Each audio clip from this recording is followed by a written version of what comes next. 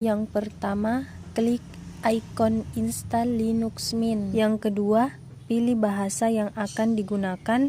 Yang ketiga, selanjutnya pengaturan wireless.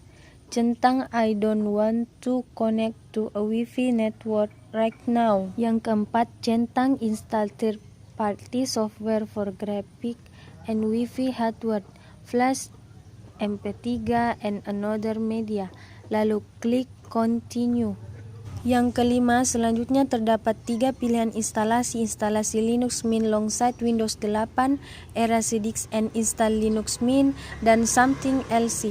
Karena partisi Linux belum dibuat, maka pada tahap ini pilih something else lalu klik continue. Yang keenam, berikutnya membuat partisi Linux. Lakukan langkah-langkah seperti ini. Pada bagian free space, klik yang terletak pada bagian kiri bawah. Kita membuat partisi boot, atur kapasitas partisi pada kolom size sebesar 1024 MB, pilih logical dan beginning of dispatch. Pada bagian use as, pilih external journaling file system, kolom mount point, pilih boot, tekan OK seperti gambar ini. Berikutnya membuat partisi swap. Atur kapasitas partisi sebesar 4096 MB. Ukuran partisi idealnya 2 kali kapasitas RAM. Pilih logical dan begin of dispatch. Pada kolom use as, pilih swap area, tekan OK. Terakhir, buat partisi root.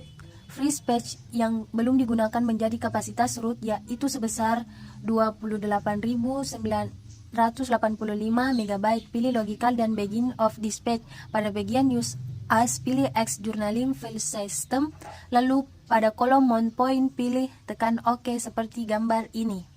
Jika proses pembuat partisi berhasil, langkah berikutnya adalah menentukan di mana lokasi user, pilih Jakarta time, tekan continue seperti gambar ini. Dengan klik install now sehingga muncul tampilan berikut ini. Selanjutnya klik continue. Yang ketujuh, berikutnya adalah menentukan di mana lokasi user, pilih sesuai lokasi kita, lalu tekan continue.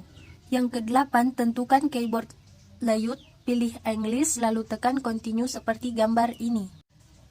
9. Berikutnya membuat username dan password, tekan continue seperti gambar ini. 10. Langkah selanjutnya adalah menunggu proses instalasi Linux Mint selesai seperti pada gambar ini.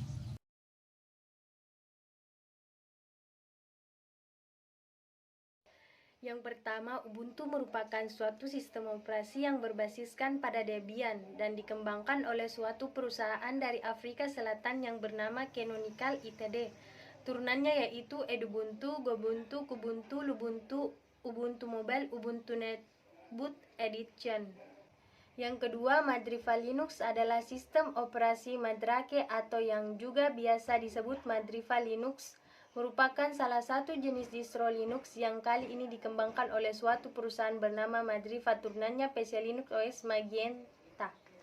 Yang ketiga, Debian adalah proses penamaan dari salah satu distro Linux. Ini bisa dibilang cukup unik. Sang pencetus pertama kali yakni Ian Murdoch memberi nama Debian karena merupakan kombinasi dari namanya dan mantan kekasihnya. Turnonnya Admatis, Amber Linux, Battery, Mozart Linux, Debian BRCCD, DRAM Linux. Yang keempat, OpenSUSE adalah sistem operasi komputer yang dibangun di atas kernel Linux. OpenSUSE dikembangkan secara independen dengan dukungan komunitas melalui proyek OpenSUSE yang disponsori oleh SUSE dan sejumlah perusahaan lain. Turunannya Sensu Linux Enterprise dan OpenSUSE.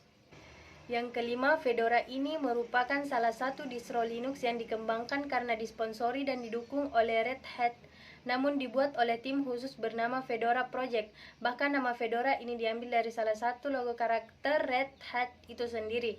Turunannya Korora, Archetype, Hatana, Chapianut. Yang keenam, Slackware merupakan sistem operasi yang dibuat oleh Patrick Walkerding dari Slackware Linux Inc. Slackware merupakan salah satu distro Linux awal dan merupakan yang tertua yang masih dikelola. Turunannya Slack, ZenWalk, Vector Linux, Austrim, Goldwing X, Recording is Possible Stack.